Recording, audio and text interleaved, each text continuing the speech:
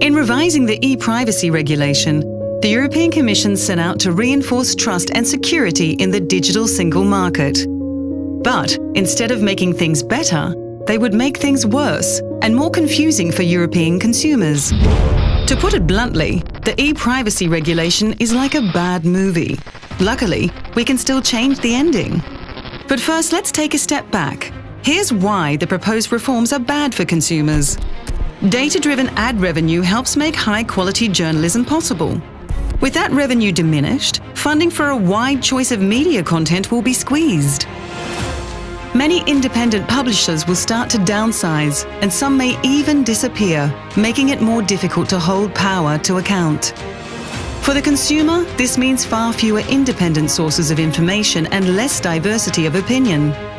Do you want to always accept cookies, never accept cookies, or accept first-party cookies but reject third-party cookies? These are just some of the perplexing questions consumers will be asked over and over again, when all they want to do is access the content and services they love.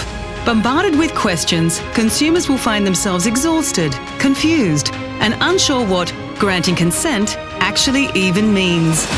The tech startups behind the world's best apps often rely on data-driven ad revenue to offer their apps for free and scale up their companies. Without it, their business model basically falls apart. Less revenue will mean fewer startups and eventually fewer apps for consumers.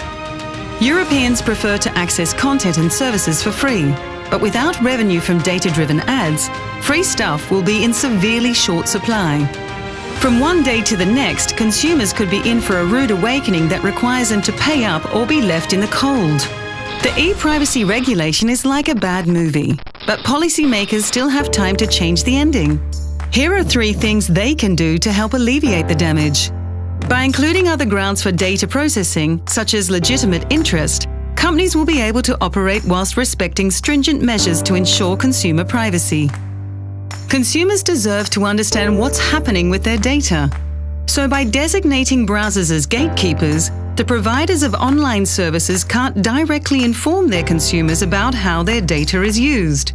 This can leave consumers badly informed and stops businesses having a direct dialogue regarding consumer preferences. The GDPR already provides a basis for handling personal data.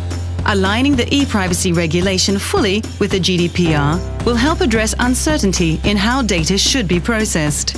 There's still time to get this right.